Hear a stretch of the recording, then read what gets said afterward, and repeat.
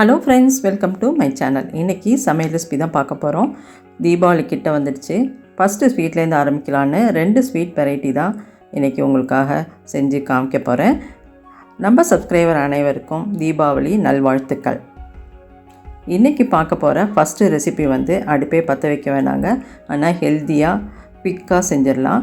வாங்க, அதுக்கு என்னென்ன பொருட்கள் தேவைன்னு ஒரு 25 கிராம் பாதாம் பருப்பு, 50 கிராம் முந்திரி பருப்பு, ஒரு 4 அக்ரூட்டு, கொஞ்சோண்டு பூசணி விதை, காஞ்ச திராட்சை, ஒரு 50 கிராம் பேரிச்சம்பழம் கொட்டை எடுத்தது, அப்புறம் கொஞ்சம் ஏலக்காய் தூள், நெய், கொப்பரை தேங்காயும் கசகசாவும். இது கொப்பரை தேங்காயை கேரட் துருவலில் இந்த மாதிரி நைஸாக துருவி வச்சுக்கணும் ஃப்ரெண்ட்ஸ். அதுக்கப்புறம் எப்படி செய்யலான்னு பார்க்கலாம்.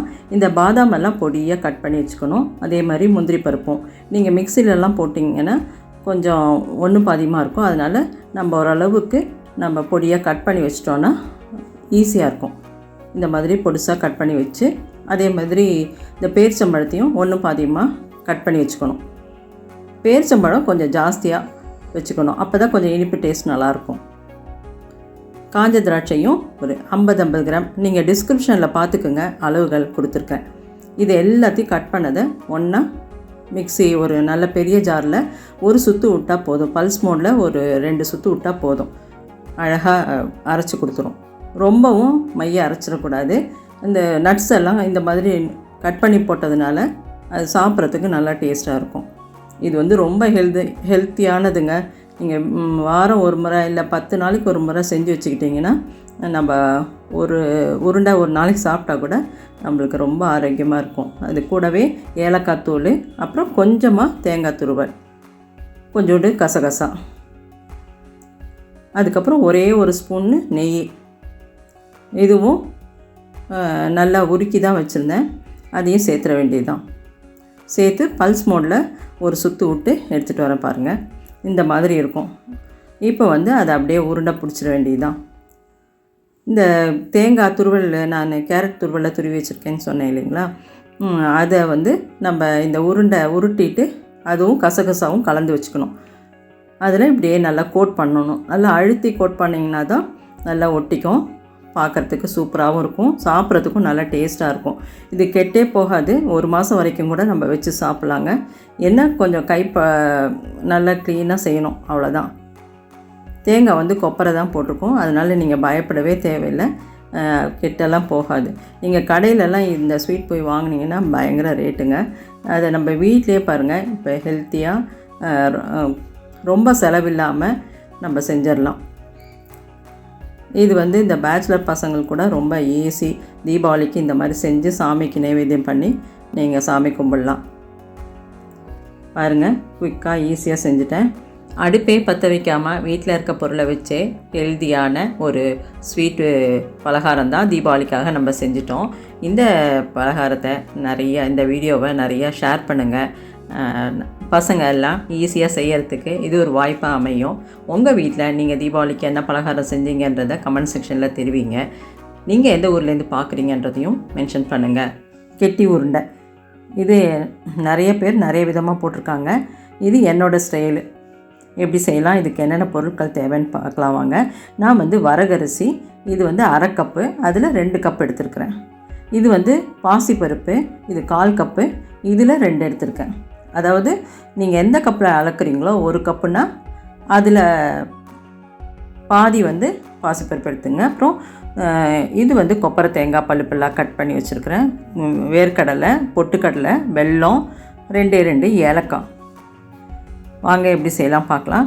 நான் இந்த வரகரிசியை நல்லா கழுவி நிழல் உணர்த்தலாம் உணர்த்தி நல்லா காஞ்சிருச்சு. அதுக்கப்புறம் இந்த சட்டியில் வச்சு பாதி பாதியாக போட்டு இந்த பொரிஞ்சு வெள்ளையாக வரும், அந்த அளவுக்கு நம்ம வறுக்கணும். பாருங்கள், நல்லா அப்படியே பொரியுது. இந்த ஸ்டேஜில் நம்ம எடுத்து ஆற வைக்கணும்.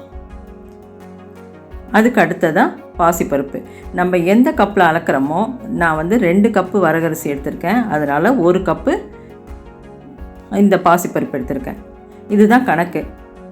பாருங்கள், இதுவும் நல்லா செவக்க இந்த கலர் ரொம்ப கருகிடக்கூடாது. இந்த அளவு கலர் சேஞ்ச் ஆனோன்னு நம்ம எடுத்து ஆற வைக்கணும். அதுக்கப்புறம் பொட்டுக்கடலை, இது 50 கிராம். அதே மாதிரி வேர்க்கடலையும் தோல் உரிச்சிட்டு நான் எடுத்து வச்சுருக்கேன். இதுவும் ஒரு 50 கிராம். அப்புறம் 4 ஏலக்காய், இதையும் நம்ம வந்து லைட்டாக வறுத்து போட்டோன்னா இந்த அரைக்கும் போது நல்லா அரைச்சிரும், மணமாகவும் இருக்கும். அதுக்கப்புறம் ஒரு 1/4 மூடி தேங்காயை பல்லாக கட் பண்ணி வச்சுருந்தேன். அதையும், இது கொப்பரை தேங்காய் தான் இருந்தாலும் நல்லா வதக்கிட்டு சேர்த்தோன்னா நல்லா டேஸ்ட்டாக இருக்கும். இப்போ வந்து இந்த வரகரிசி நல்லா ஆறிடுச்சு. அதுக்கப்புறம் மிக்ஸி ஜாரில் சேர்த்து 2 பேட்சாக நான் அரைக்க போகிறேன். ஒரு சின்ன ஜாரு, அதனால் 2 பேட்சாக அரைச்சிட்டு வரேன். பாருங்கள், இந்த மாதிரி நைஸாக அரைச்சிடணும், இதுதான் மெயின். அதுக்கப்புறம் அதே மாதிரி பாசிப்பருப்பும் 2வது பேட்ச் இது போட்டுட்டேன் வரகரிசி. நீங்கள் வந்து இதே வரகரிசி உங்கள்கிட்ட இல்லைன்னா சாப்பாட்டு புழுங்கல் அரிசி, இட்லி அரிசி, இது மாதிரி ஏதாவது ஒன்று கூட எடுத்துக்கலாம். அதுவும் இந்த மாதிரி கழுவிட்டு நல்லா காய வச்சுட்டு அதுக்கப்புறம் வறுத்து இந்த மாதிரி பொடி பண்ணணும். பாருங்கள், இந்த பாசிப்பருப்பும் நல்லா நைஸாக பொடிச்சாச்சு. ஒவ்வொருத்தவங்க ஒரு மாதிரி பண்ணுவாங்க. பாசிப்பருப்பு இன்னும் கொஞ்சம் ஜாஸ்தி சரி கூட போட்டு பண்ணுவாங்க. ஆனால் என்னோடய மெத்தடு இது தாங்க, 2க்கு 1 அதான் கணக்கு. 2 பங்கு அரிசினா 1 பங்கு பாசிப்பருப்பு. இதை வந்து நல்லா கலந்து கொடுத்துட்டு, இந்த ஏலக்காவும் இந்த பாசிப்பருப்புலேயே சேர்த்துட்டேன், அதனால் நல்லா மணமாக இருக்கும். இப்போ வந்து ஒரே இதாக நம்ம வந்து உருண்டை பிடிக்க முடியாது, அதனால் 2 பேட்சாக பிரித்து வச்சுக்கிட்டோம். ஒரு பேட்சில் வந்து பாதி வேர்க்கடலை, பொட்டுக்கடலை, அதாவது சட்னி கடலை, அதுக்கப்புறம் தேங்காய், வறுத்து வச்ச தேங்காய், இது எல்லாமே ட்ரை ரோஸ்ட்டு தான் பண்ணியிருக்கோம். இதில் வந்து ஆயில் ஐட்டமே கிடையாதுங்க. இது வந்து அந்த காலத்து பலகாரம், பாரம்பரியமான ஒரு பலகாரங்க. அதுக்கப்புறம் வெல்லம் சொன்னேன் இல்லைங்களா, அந்த வெல்லத்தை நல்லா பாகு பதம் காய்ச்சணும். பாகுன்னா நம்ம அதிர்சத்துக்கு எடுப்போம் இல்லைங்களா பாகு, அதை விட 1 நூல் கூட கரெக்டாக பார்த்துக்குங்க. ரொம்பவும் ஜாஸ்தி கெட்டியாக போயிடக்கூடாது. இந்த மாதிரி தக்காளி மாதிரி இப்படி உருட்டை வரணும், இதுதான் பதம். இந்த ஸ்டேஜில் நம்ம வந்து கலந்து வச்சுருக்கிற அந்த கலவையில், மாவு கலவையில் கொஞ்சம் கொஞ்சமாக சேர்த்து நல்லா கலந்து கொடுத்துட்டு அப்புறம் கையில் உருட்டணும். ஃபஸ்ட்டே கையில் சூட்டோடு வச்சிங்கன்னா கை சுட்டுடும். அதனால் ஒரு கரண்டியை வச்சு நல்லா கலந்து கொடுத்துட்டு அதுக்கப்புறமா வேகமாக பிடிக்க ஆரம்பிக்கணும். இல்லைன்னா உதிர்ந்து போயிடும், பிடிக்க வராது. அந்த பாவோட அந்த சூட்லேயே நம்ம வந்து கையில் கொஞ்சம் மாவு பிடிச்சிட்டு உருண்டை பிடிச்சிட்டு அதுக்கப்புறம் வர மாவில் கொஞ்சம் உருட்டி எடுத்து வைக்கணும். இவ்வளோ தான் ஃப்ரெண்ட்ஸ், இது ஈஸியாக செஞ்சிடலாம். ஆனால் இதுவும் ரொம்ப ஹெல்த்தியானது. இதில் போட்டிருக்கிறது எல்லாமே நட்ஸு அந்த மாதிரி தான் சேர்த்துருக்கோம். அதனால் எண்ணெய் கொஞ்சம் ஹார்டாக இருக்கும், அது வந்து நம்ம கொஞ்சம் இது பண்ணிட்டு தான் சாப்பிட்ணும். இது வந்து ரொம்ப நாளைக்கு கெட்டு போகாமல் அப்படியே இருக்கும். அதே மாதிரி அந்த காலத்துலலாம் இது ஒரு உருண்டை கையில் கொடுத்துருவாங்க. நம்ம வந்து இது பண்ணி சாப்பிட்ணும், நல்லா மென்று சாப்பிட்ற அந்த பழக்கத்துக்காக தான் இதெல்லாம் இந்த மாதிரி பலகாரம்லாம் செஞ்சு கொடுத்தாங்க. சூப்பரான ஒரு பாரம்பரியமான பலகாரத்தை நம்ம அழகாக செஞ்சு சாமிக்கு நைவேத்தியமாக எடுத்து வச்சிட்டோம். நீங்களும் உங்கள் வீட்டில் தீபாவளிக்கு என்னென்ன பலகாரம் செஞ்சீங்கன்றதை கமெண்ட் செக்ஷனில் தெரிவிங்க. இந்த வீடியோவை நிறையா ஷேர் பண்ணுங்கள். தேங்க்யூ.